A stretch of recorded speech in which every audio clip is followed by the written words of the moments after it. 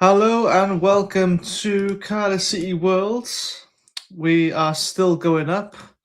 That hasn't changed since I don't know how. Like, well, can you have a better Christmas period? You can't really ask for much more, can you?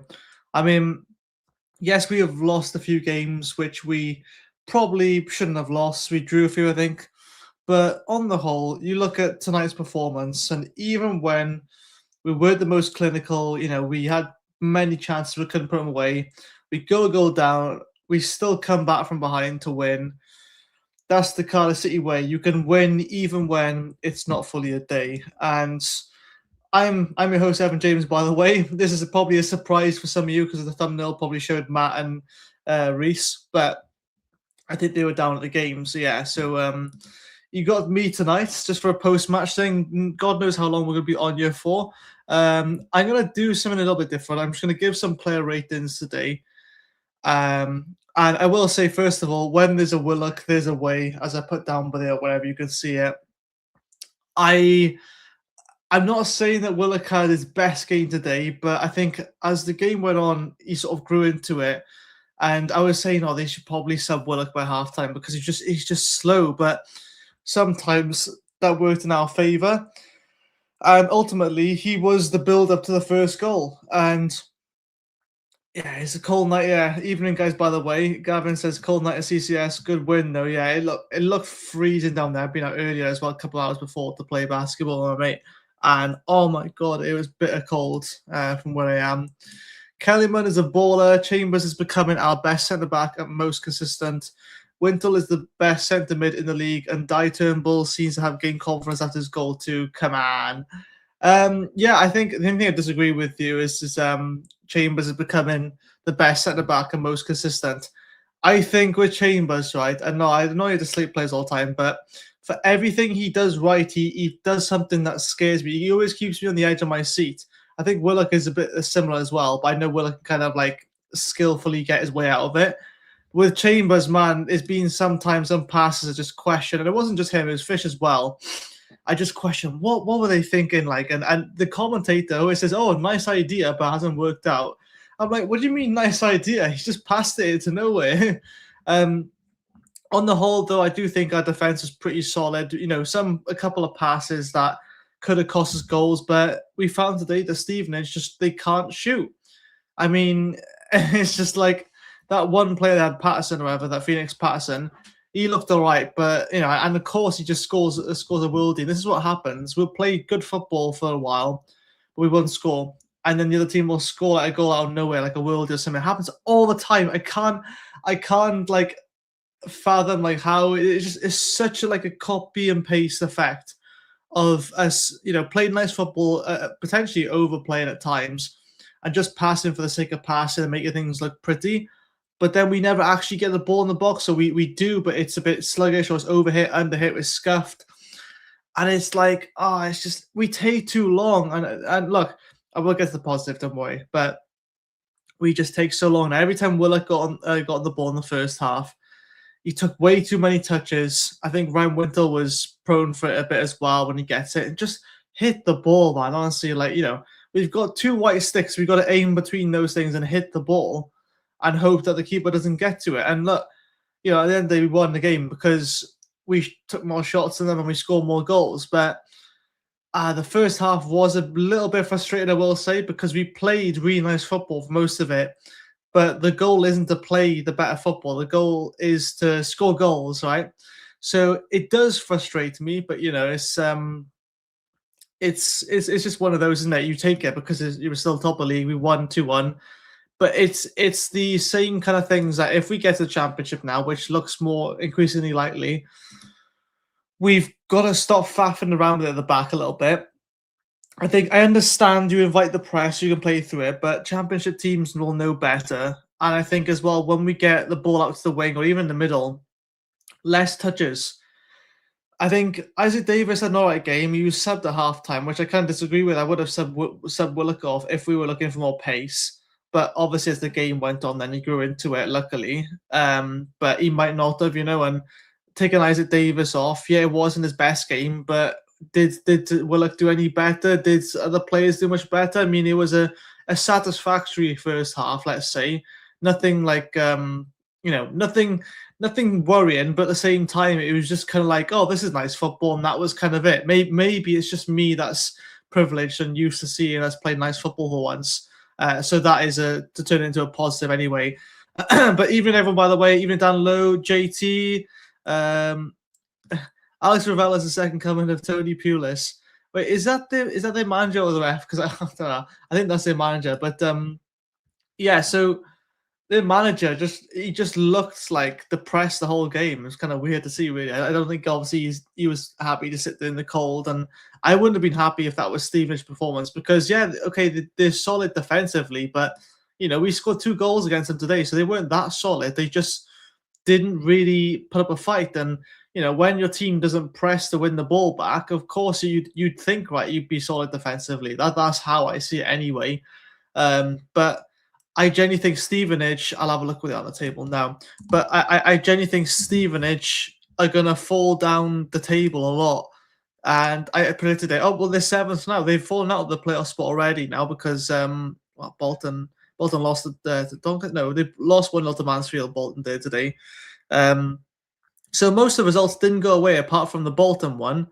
But, Lincoln won their games. Bradford's, Stockport won, and Huddersfield won. So Huddersfield actually 5th now, which is mad to see with the playoffs because they've been like 8th for as long as I can remember. Yeah, Luton have dropped down to 8th as well. A couple of teams are really pushing for the title now, and a lot of teams actually falling off. Reading making a good comeback. To be fair, they drew against Peterborough today, but won their last 2 games before that. So there's teams that are actually not too far off us, but the difference, let's have a look. Wickham on 9th, right? 29 points. We're on 47 points first. There is definitely a massive gap now between there. And we're one win away, or let's just say the Imps, Lincoln are 1 win away from catching us up. But as long as we keep winning our games, or at least if we don't lose them, we stand a really good chance of getting automatics. And look, would I love us to win the league? Absolutely. I think we're the biggest favourites for that now. But I would just take automatics anyway, honestly. Like if we go up, we go up, but I just don't want it to be a playoff fight because I don't think we're really notoriously known for those. But yeah, so JT says we will win this league and Stevenage will finish 15th off to the pub. Yeah, look, I mean, I do think Stevenage have got an all right team. They're just like toothless in attack, really. They don't really have many attackers. I mean, their wingers are pretty shocking, the ones who subbed on, I think. That Luvala, I can't remember his name, Lubala. I don't want to mock his name ever, but yeah, he was nothing to shout about, really. I'm seeing fine. Lubala, yeah. I mean, Reed, I think barely touched the ball, their striker. Kemp, the type of midfielder, he was all right, but he just kept slipping all the time. I think the crowd just kept going, way. I thought it was hilarious. Willock on Football got man of the match. I'll go through player ratings now. If you want to, I know it's probably a lot of typing for you, but like you could do your own player ratings. Or actually, what I'll do is I will say the player and I'll take a bit of time for you to give like ratings to them. And that's what we'll do, just to save you all the typing. So I'll say the player ratings, I'll see what people are saying, and I'll say mine if you're willing to interact. I'm not sure how many of you are traveling home right now. Probably a few you are, but I hope you're not watching and driving. Just listening in, I suppose. But yeah, Danlo says, I didn't realize that Ashford was in the side tonight. I don't know anything about him. Maybe he's just having a rest. Maybe he picked up a knock. I'm not sure. But yeah, I did notice he was in the side. I can't see why, but I suppose Tanner's come back now. So, he given him a few minutes as well. I thought he did all right. Not enough time to sort of really see what he could do, though.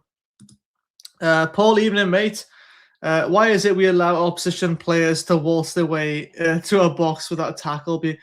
It does rile my skin as well. And it's not like it wasn't. We had, I think it was NG or someone did sort of like try and challenge, but you need to put more than one man there because especially when the player cuts inside like that in that position, you set yourself up for a really good touch. And like that's what you don't want to do because it's too many times players score those kinds of goals against us. And it's really frustrating.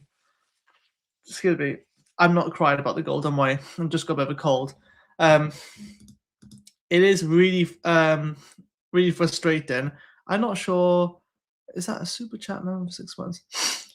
Um, Sorry, what's that? It's really frustrating that we do give those goals away. But first, I just want to say, Ian Dalglish, member of 6 months. Thank you, mate.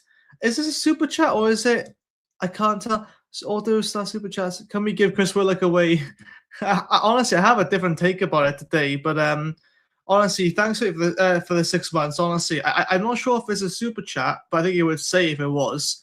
But yeah, it's member for 6 months. That's amazing. Thank you, Ian. By the way, I didn't realize it's been that long already. Christ, I think my first sort of show was like 6 months ago. I think it was. Oh, I don't know.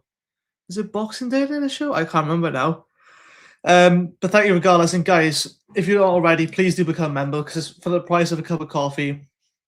Become a member, you get access to live shows, you get early access to live events. Any tickets we have on sale for live events where we have special guests like Sean Morrison, we had the Great Kavanaugh event, stuff like that, you'll get early access to tickets. And not just that, there's loads of the goodies in there as well. Again, all for the price of a cup of coffee each month. Let's have a look who else we got in here. Tanner Comeback provides more completion for places in this completion. Oh, I think he means competition, yeah. For places in the squad. We may see a few big names missing out. It's possible with the Ashford case. I still think we're linked with that Jabara geezer from Sweden. It'd be good to add. We can't add too much. You don't want to do a Wrexham and just add loads of players or Nottingham Forest when they enter the Premier League, and they just got loads of players, like signed 22 players, I think, and they just about survived relegation. It worked for them, but yeah, we're not going to be doing like that. But we might see a few people go out on loan. I think 3 going out on loan. Probably add 3 in replace of them, really. So Hology78 says another shocking ref. Oh, mate, he was shocking for both sides. A player would cough, right, and he'd give a free kick. That's how sensitive his whistle was. Jesus Christ. But the team stood up well. Kellyman was battered when he came on, but was awesome. Tanner looked up for it. Capaccio showed how good he is going forward. Thought the NG was good too. Yeah, NG has a few good moves, didn't he? And I think Turnbull as well was really good, underrated today as well. Turnbull's really becoming the new face of the midfields after a lot of deserved criticism, really. Hang on a second. Let's go back here. Gavin says, I'm glad Stevenage are out of the top 6 anti-football. Yeah, I mean, they didn't really play much football at all. They barely had the ball, but it's not like they didn't have chances to. They just didn't want to press. They didn't want to play tonight by the looks of it. But yeah, it's like, no wonder you lost. I know they were playing a counter-attacking style, but at least get involved, like, innit? But hey, we'll take the 3 points. I don't care. The flip way of looking at the result is that, you got your and Nevin again. Sorry. The flip way of looking at the results is that these chasing teams must be thinking, geez, what do we do to catch at Cardiff up? Yeah. Honestly, we're going to drop points. I know we're going to lose against someone, but at the moment we're on a roll right now, aren't we? So, it's like, I don't want to stop. I really don't want to stop. Obviously, no one does for Cardiff, but I still don't see us yet. We're still a few players away from having a complete squad to run away with the league. I think it's going to be a bit of a dogfight at the top, right to the very end. I think we might pull away the last sort of 4 or 5 games, but we've got a long way to go yet. But hey, we're top by the end of Christmas, ready for January. If we win on Thursday, 50 points on the table since August. Mad, that is. Yeah, we didn't even score 50 for last season. I think it was 40 something or even less than that. But and to say, yeah, your comment, can we give Chris Willock away? Look, I think Nutmeg was something special, let's be honest. He's a different kind of player, and we gotta understand where he's best suited, where his strengths are, and it's in the midfield. He'll drift in there. And it was a great pass to Callum Robinson at one point. I just think that he's wasted out on the wing. And I get it, right? He starts on the wing and he cuts inside. I get that. But why would you just not start him in the middle anyway? Because otherwise you're going to overload that midfield position and you're going to sacrifice all your width. So, to me, he's a number 10 and nothing else. I mean, if I'm being honest, even as a false nine, he'd probably be better as a false nine because, at least he's dropping in, helping and being creative midfielder as such. But you had Robinson there today. And, sure, they all rotate a bit, but I don't know. I'm talking as if I'm talking bad about Chris Willock, even though, I think he probably deserved man of the match for me. But it was like a gradual sort of increase in performance. Salek goal was offside, was it? I don't know, but hey, he got pushed into it. So, I mean, it serves him right earlier from getting pushed into it, and ref gave us a foul somehow. I don't understand what he saw. It's crazy. It came in the rubber boat today, and the game was amazing. We won't go any further than that, mate. Thank you, Antonio, for commenting, but I think that's very funny. We'll look at a good second half. I think that's the best way to put it, really. And let's go through some player ratings now. I'm not sure how many people are watching, but I'm going to go through this slowly. Put in your ratings now out of 10 for Trot. You can give it, let's just say like in 0.5s. Okay, let's not go right specific there. Or if you want to do that's fine. But I'm probably going to keep mine to like 0.5s. Out of 10, Nathan Trott, he pulled off a couple of good saves. I think is not a lot he could do for the first goal, if I'm being honest. Like, he made the dive towards it, but it was so well placed. I think his kicking was good. Even when he slipped a couple of times, he still managed to kick the ball to the right person. I don't know. I feel like I'll give him a 7.5, mainly because I didn't feel like he had much to do apart from that goal that he just couldn't stop. I think apart from that, he was, kept it simple and he just deserves a 7.5 rating. Let's see what you're all saying. Paul says 6. Hollow G 78 says 6.5. Okay, interesting. I mean, I'd like to know, guys, as well, and get your reasons and why, what he could have done to deserve a better rating. Because if I'm being honest, there's that first goal he couldn't have done anything about, and it's only the one goal he conceded. So maybe his kicking you maybe thought could have been better, or decision making. I don't know. I just don't think you can do much else. Maybe he's got that rating because it looked like he didn't do much, but he didn't have to. So yeah. Anyway, I put 7.5 for Nathan Trott. Let's go. Let's go next to Bagan. So Joel Bagan. I think his crossing was decent. I think he has. I mean, he's missed the consistency, and he has a solid game almost every game. I don't think he really did anything wrong. I think it was the players around him might have cost him a couple of times, but he overlapping a lot now. He'd left wing position is like his secondary position. He'd overlap a lot, and sorry, I'm really bundled up today, but I've lost complete train of thought. He had defensive cover this time when he would overlap. So I'm going to give him Joel Bagan. I would say a solid 7. Again, I don't think he had a terrible game. Put some nice crosses in, but some of the crosses were overhit. And now I've lost all my notes now, so I'm not sure where that's gone. Oh dear. Here we go. So Bagan, I put a 7. Let's see what you're all saying. Didn't have a huge amount to do. Couple of twitches on corners. I think that's about Trot. Yeah. 7.5 for Bagan. Paul says 5 for Paul. Wow. Okay. I'm not sure. I'm not sure what else you could have done, but 7.5. Okay, so you got quite a range there. Paul, I'm interested to see why you give Bagan a 5. Is that like, is that the average rating you give out, or you generally think he was quite poor? Because to me, a 5 is quite a poor rating. And considering we won, and I didn't think he put a foot wrong. I just didn't think he was anything special as such. He, delivered some good crosses in, and I don't know. The highlight, let's have what Gavin says. The highlight for me in the first half was the Stevenage forward falling over 3 times in a minute. Yeah, the number 10 there, Kemp.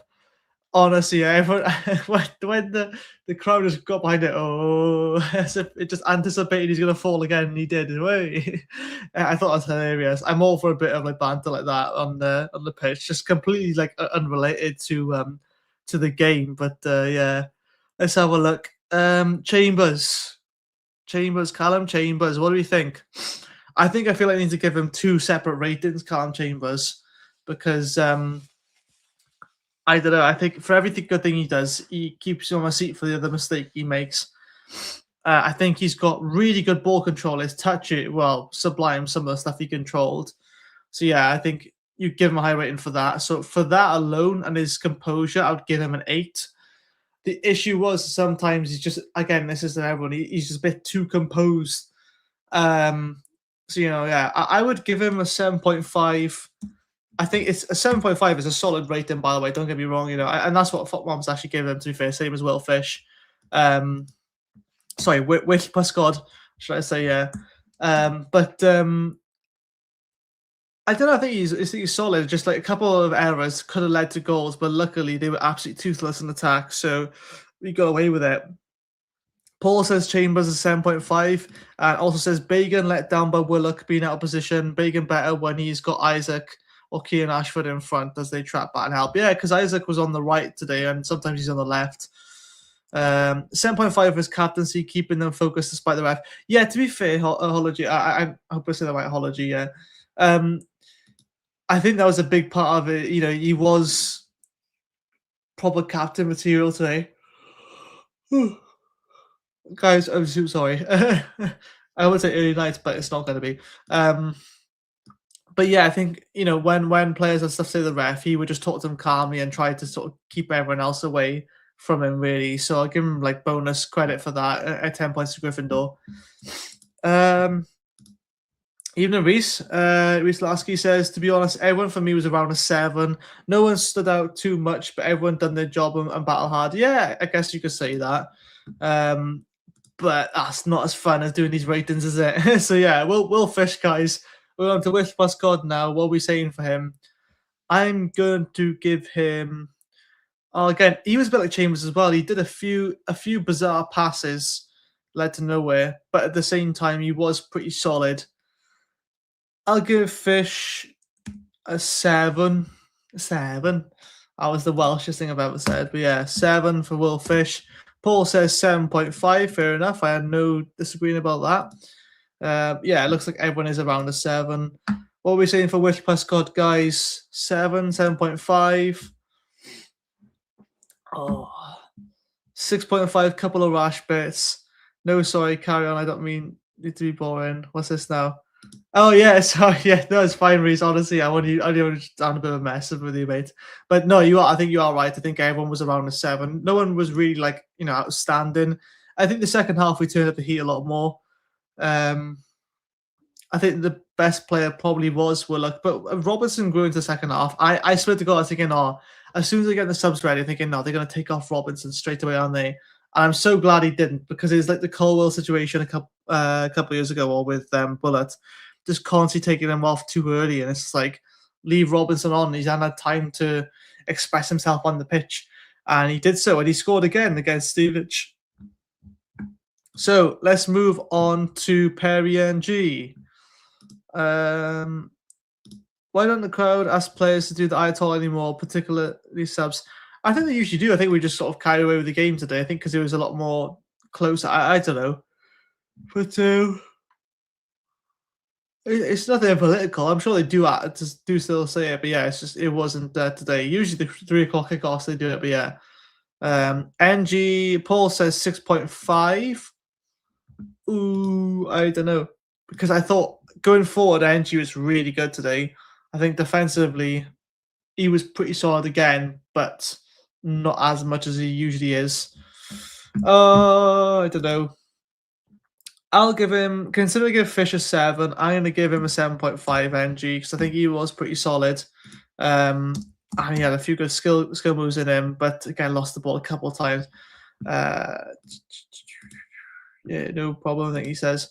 7.5 pushing 8. Fair enough. Let's go to Die Turnbull. Oh, to be fair, this is one I would give a big one. I would give Die Turnbull, I would love to give an 8.25, but I'm just going to give an 8.5. Yeah, I think he started really sharp, and I think only when he got into the latter parts of the game, when he was subbed off, then he got a bit tired. But for the majority of it, he was very progressive with his passing tonight. I think it was the best I've probably seen him play, aside from the Chelsea goal. But I mean, that was just a goal, I suppose. But that little karate kick that he almost pulled off. Yeah, Turnbull 6.5. Okay, I'm not sure if Apologies 8.5 as well. Yeah, Turnbull 6.5. Interesting.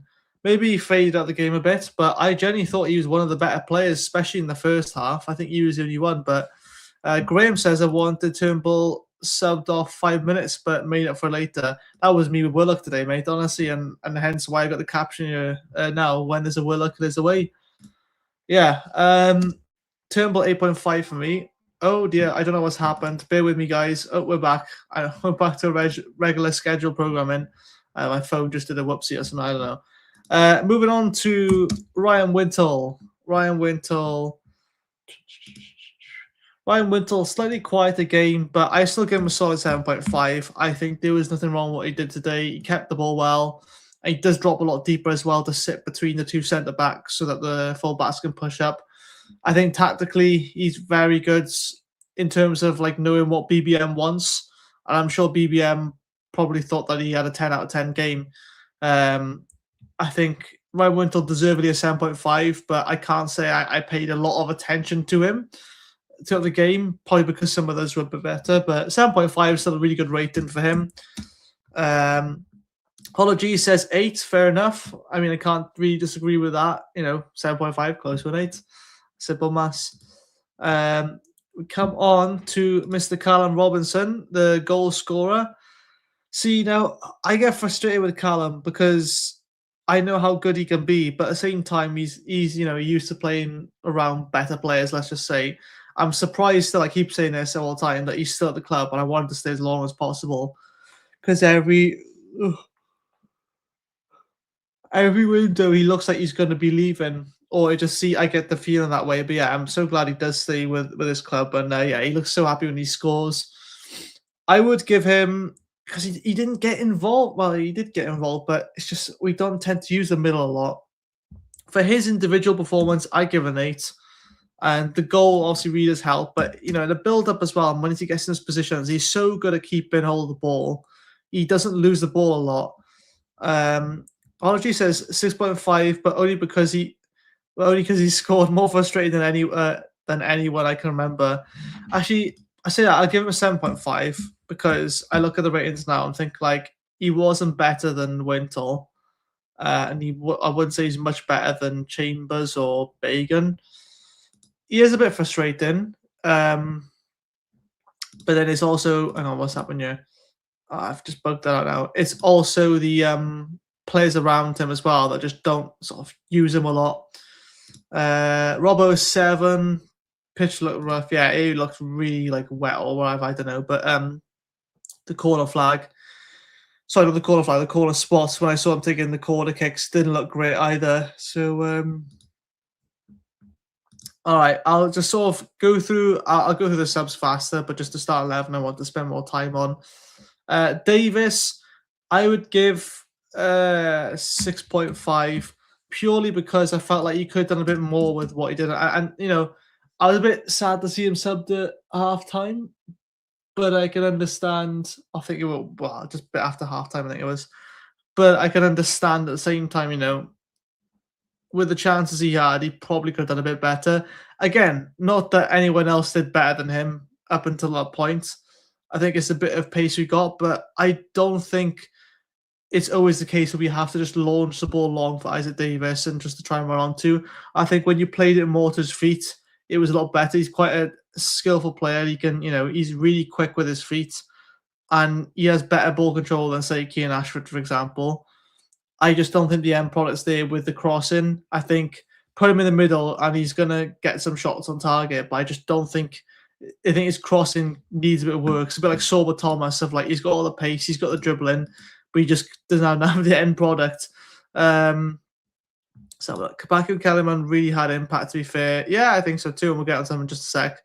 BBM 10, oh yeah, got subs right again, changed the game. Oh, absolutely, for sure he did, especially with Kellerman and Capaccio, increase the pace. 6.5 for Isaac. Yeah, I think most of us probably agree. Again, wasn't a if you give someone a 6.5 rating, it's not a bad rating. They still did better than average, but just you'll have other games where you shine. I'm sure of that. And finally, the start 11, Yusuf Salek scoring all the time. Obviously, I'm going to just give him a straight up 8. I find that he's just in the right position at the right time, and he does it like he reminds me a bit of, I know it's going to sound really weird, but Ike Ugbo, right, where he would do almost nothing for like ages on a pitch, and then he just end up scoring. And I know Salek, and comparing him with Ike Ugbo is a disgrace in a way because of how much better Salek is. But sometimes I feel like he just has games where he pulls an Ugbo where he's nowhere to be seen, and then at the best times, the most crucial times, he'll just score.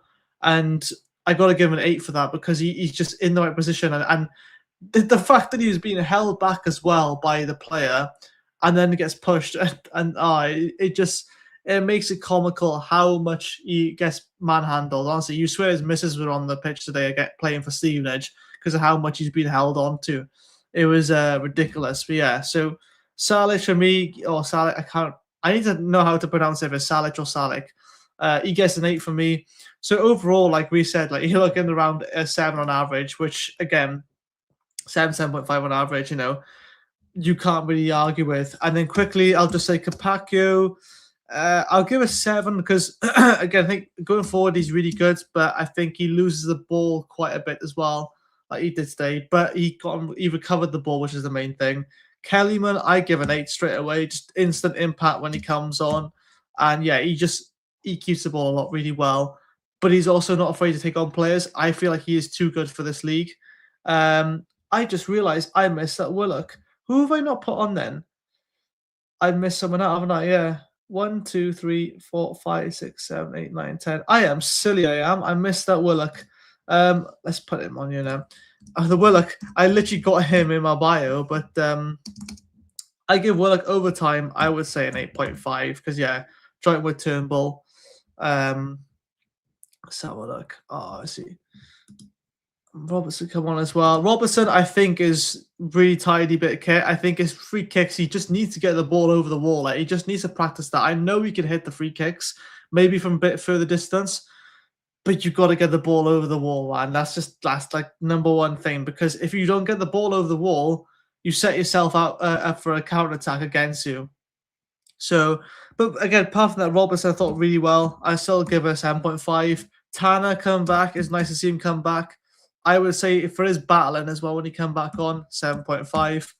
And then finally, Joel Colwell. Probably Jay Colwell. I've just noted these down separate so I don't forget them. Joel Colwell, I'll give a 7 at best because I think he was asking for himself to get sent off at one point. I was just thinking, like, please don't go down to 10 men because we have to play 10 minutes of additional time, which is ridiculous, honestly. I don't know why. I don't know what it was for, really. Robinson is not good enough for me, says Connor.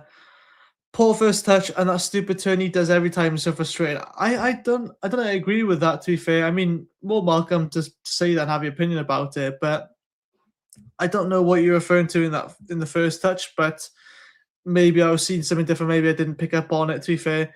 I think he could get more involved. I mean, he was playing as an attacking midfielder. Sometimes when he dropped deeper, I know it's not where he's supposed to be, but it did actually really help. I think he's just so smooth with the ball, I find. 8 battle well. I think that's for Salek, maybe? I'm not sure. Yeah, maybe. I think Isaac could benefit swapping sides a few times in games. Yeah, I think so. I mean, he was a right foot on the right wing, wasn't he? And I think he's better when he's on the left, if I'm being honest, just because he cut inside. And yeah, needs to work on his crossing, I think, but hey, that'll come. So Salek 6, I thought he was terrible tonight. Oh, okay. Yeah, I didn't really get much involved, didn't even press that much. I just think that sometimes he's just in the right place. I mean, he had 3 headers, which, he almost scored one of them. But he is getting in those positions. I think we just need to feed him just that bit more. If anything, he needs to hold off on his run a bit sometimes because I think he's got nothing to run on to and he's just stuck there and the guys just hold him all the time. I think maybe if he just delayed his run a tiny bit, he's got a bit of momentum when he's running onto his headers because he always loves a header. Capaccio 6, Capaccio 7.5, Kellyman 9. Okay, well done. I mean, I can't disagree too much with it, really. Kellyman changed the game, says Paul. It says 9. Willock 8. Colwell 6. Yeah, I'd probably agree with that, to be fair. I mean, I put Colwell at 6.5 if Isaac Davis was that. I just think he was always asking himself to get sent off, and that late in the game, you don't want that to change the game. You want to show things up and, you know, go the yellow card, it's whatever, but then just relax a tiny bit. Harsh will say that on a night he scored a vital goal. I think, yes, that's Salak referring to there. Or even Robinson. But I think you've got to take more away from the goal, because you could put anyone in a position and say, oh, they could have scored that. You know, I mean, Robinson's goal is a bit of a mess. I'm not sure if it was actually his goal. I mean, you'd be claiming it as goal, yeah. But it was a bit of a mess in the, to be fair. It could have ended up anyway. But yeah, look, we scored. We won the game. That's the main thing. I just think that sometimes our strikers or whatever just go a bit missing. But hey, sometimes that's the case. I think that's due to the way we play. It's a lot of wing rotation. It's a lot of patient build-up, which, you know, no doubt the strikers won't be getting involved as much, which makes their job that ever more important of actually, you know, finishing when needed. And that's the problem here. Like, Nathan Trott can stay switched on no matter what, even if he hasn't seen the ball for ages. He's switched on all the time, and not many keepers can do that. It's a really hard thing to do. Sorry if you can hear the noise, by the way. But I just think that's such a hard thing to do, is whichever position you play, to stay switched on, especially if you're not seeing a lot of the ball. So for them to finish, even though people say he's offside or he's pushed or whatever, I don't know. But yeah, those are the ratings I thought. I think man of the match for me probably was Chris Willock.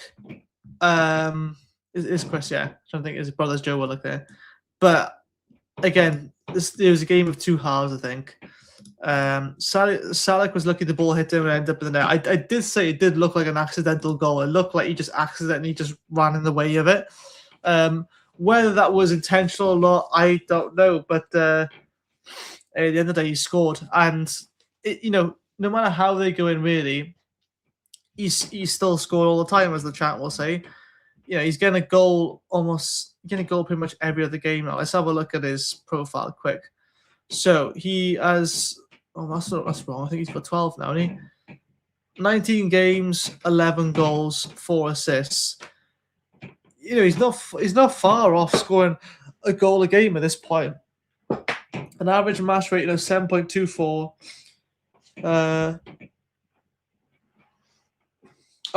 Started. Okay, he's played 22 matches, scored 11 goals. So he has scored exactly one every other game. But that's a really good record for a striker, regardless of what league you're in. Yeah, I think.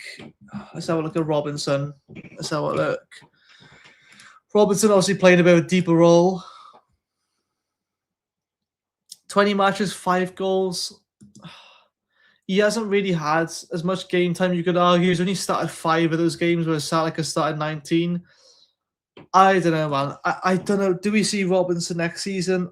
I don't know. I think if we get back to Championship, we probably see him one more season. But after that, do we, you know... Apparently, Robinson scored 28 goals for us since being at Cardiff, which sounds like a lot, doesn't it? Been a few seasons. He was injured that one season, yeah. He scored a fair few goals for us, to be fair. Let's see, how many goals does Willock score? Let's have a look. Loading. Oh, this season he scored 3 goals for us. Got 4 assists, so not bad. And he's played 19 matches. So it's not a terrible record, but you know, he's gradually coming to the game, Chris Willock, and I feel like he is just a slow burner where you'll see more of him as the game progresses. Just some of the balls are passing to him. There's no way he's going to catch up to them. He's not got that pace. But it's weird to think that even though he's quite a slow player, he still manages to nutmeg people and skill past them, and he's got really good balance to turn around.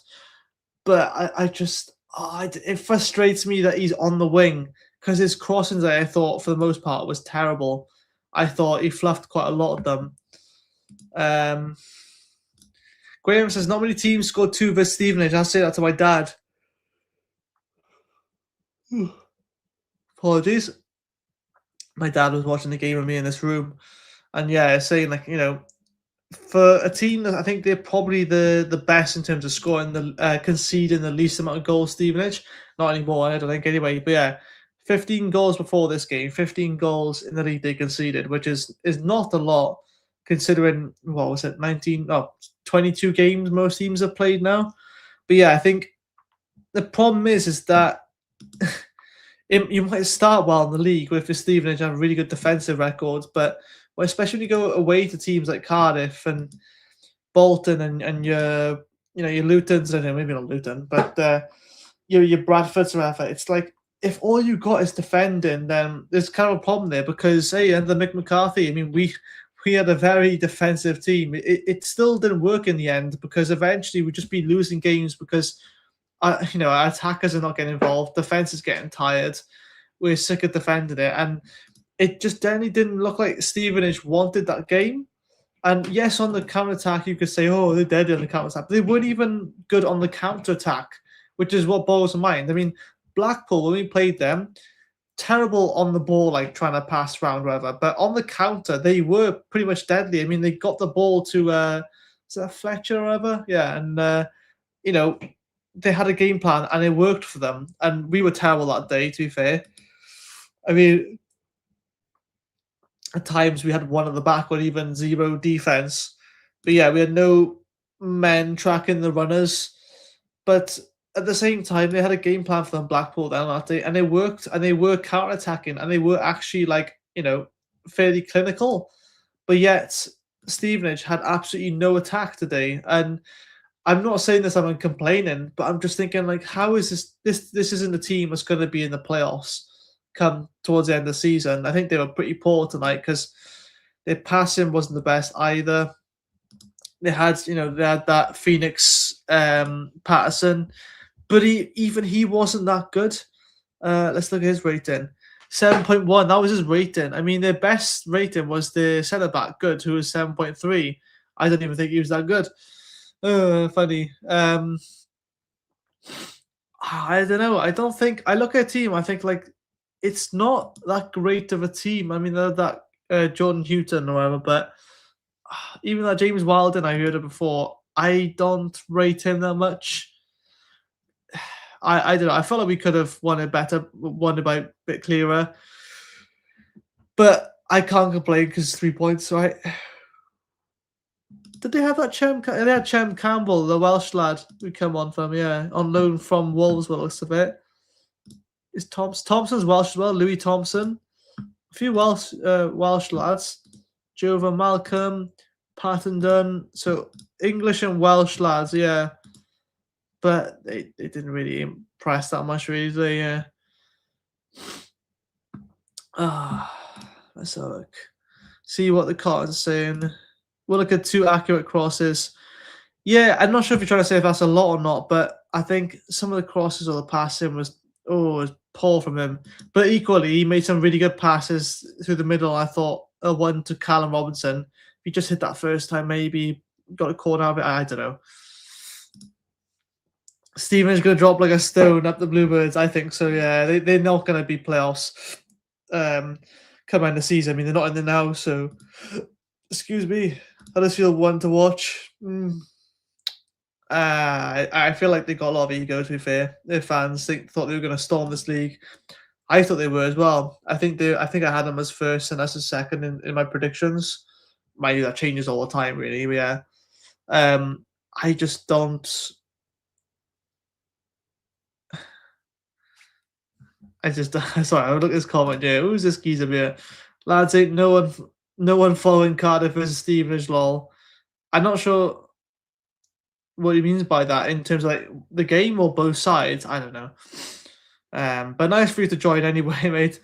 I think looking at this is very positive results because you think 2-1 to Stevenage, a side that doesn't concede a lot.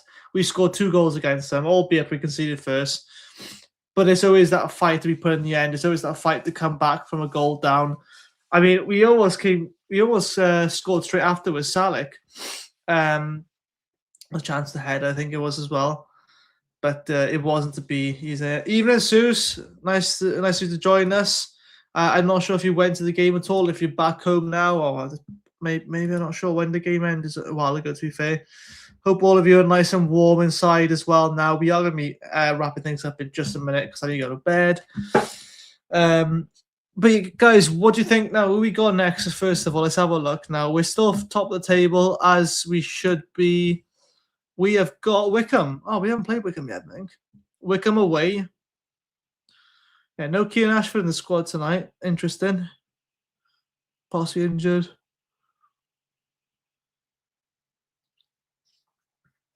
Oh, I think Rawls got sent off in his last game against Plymouth. That was a bit mad.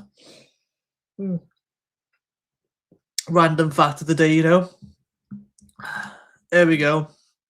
Susan's got it here. She knows it. Turnbull against Solid, my man of the match. Him, or my mom. Him and Wintle really working well together. Yeah, like, got in my opinion on them not working well together. Now they are.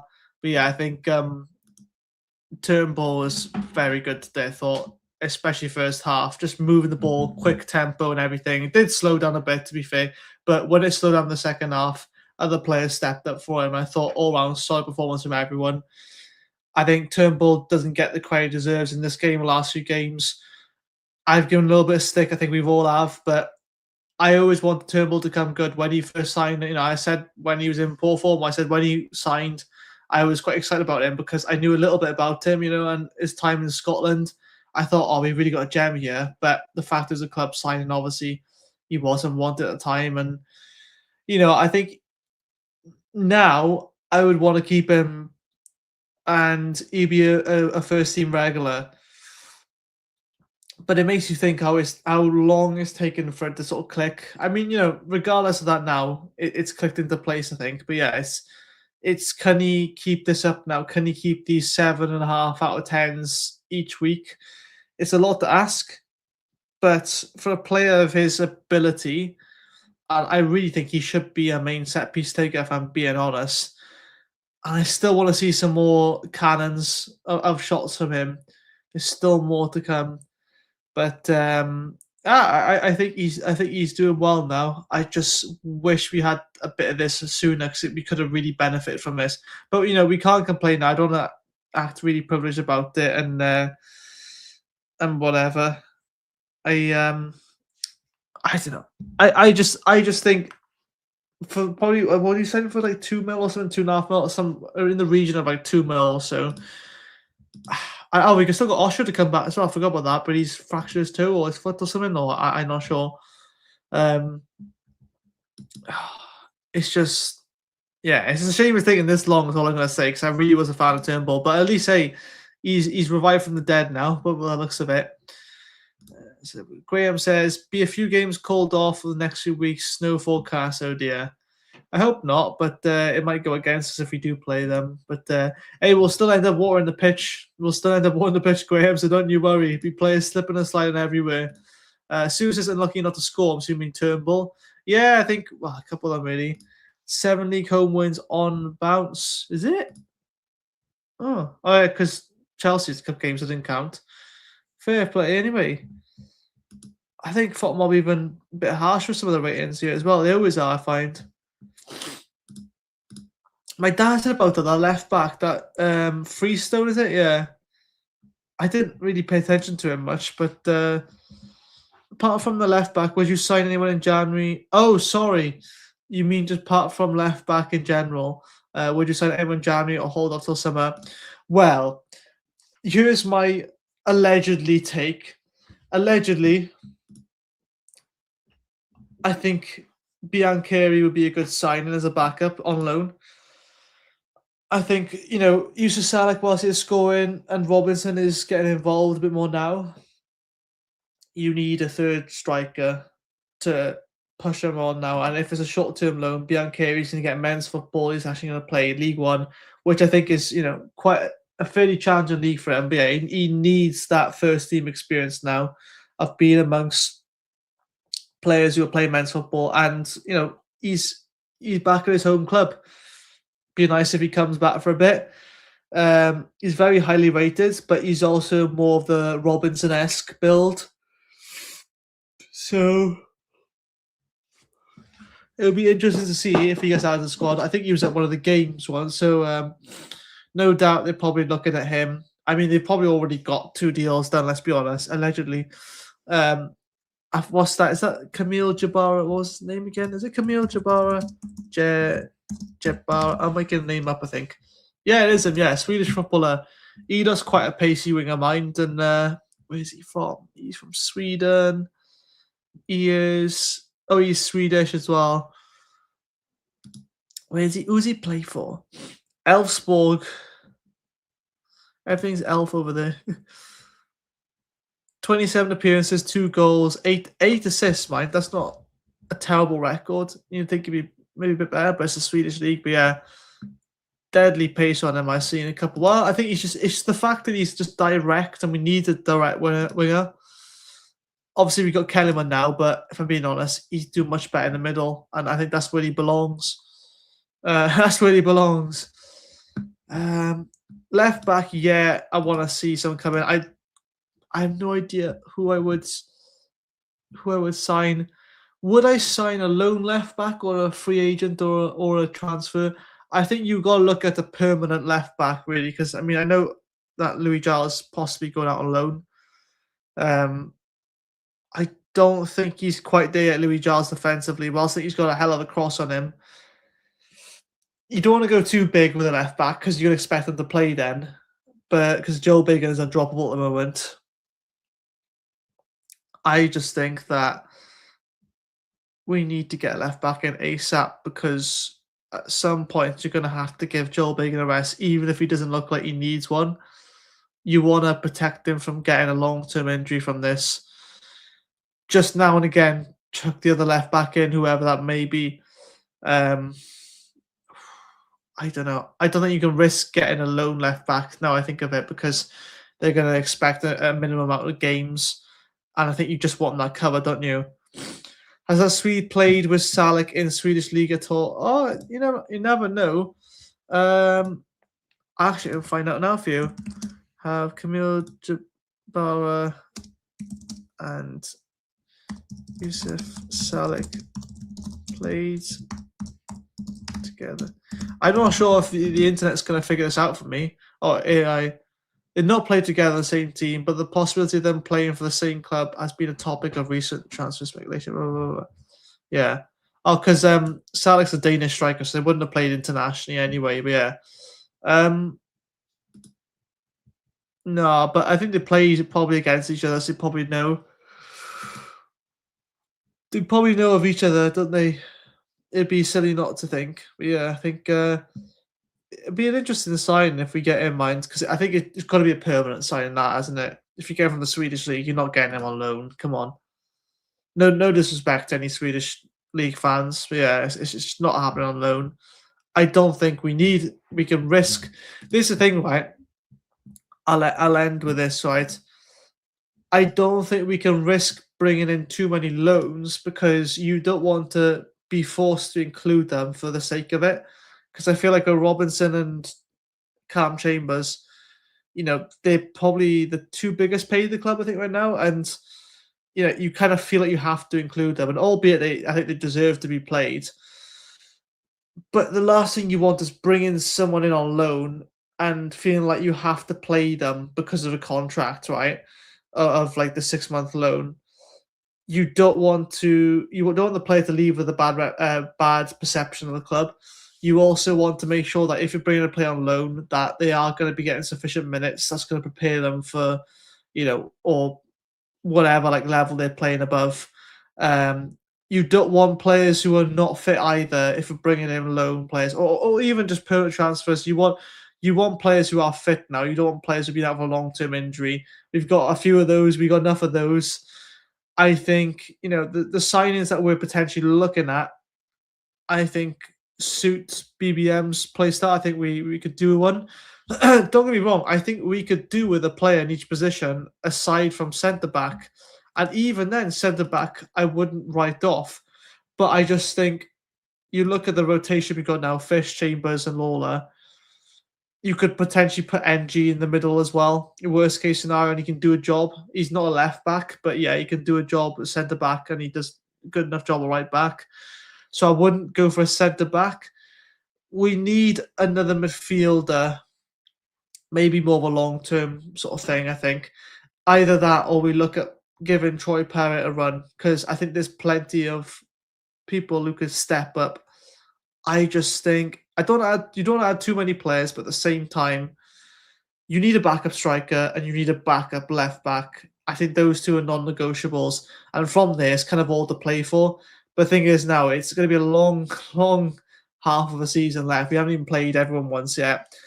A couple of games we postponed. Yes, we don't have any more cup games, so you can see that in a positive way. In some ways, but yeah, at the same time, it's like, I don't know. It's too risky anyway. We need a left back, and we could really, really well do with another striker. That's my long-winded view and answer to your question. Hopefully, yeah. Is that Jamie? Yeah, I think it's Jamie. If we do go up, they regard as legends due to the age and the kind of person. Yeah, it's such a young squad, isn't it? It's mad to think that we're doing this, but hey, yeah, we're that good of a team. Obviously, I'm getting carried away now. Will against Soap by the Sprinklers at halftime was a bit of fun. That was probably the best highlight. I think I saw that. Yeah, that was completely done intentionally to wake him up a bit, and I think that worked because hey, since that happened, Hollow, like that it seemed to wake him up, and now he's then he was fit and firing then. So yeah, maybe we just need to do that more often. Just put the Sprinklers at halftime, wait for them to walk right by it, and then yeah. So maybe that's what the magic was. We covered that, I think.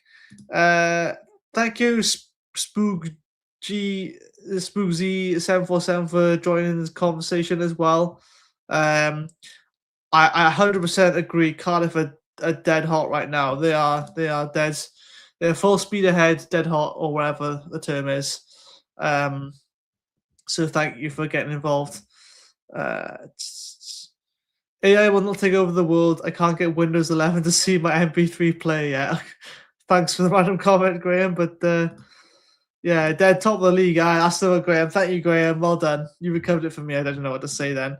Deadlines for other clubs. IT will be amazing. It will be amazing. Yeah, guys, let's just have a bit of fun. Like if people comment stuff like that, just entertain it, don't worry about getting the back at them really, but probably Jack celebrating the amazing day. Fair enough, Graham.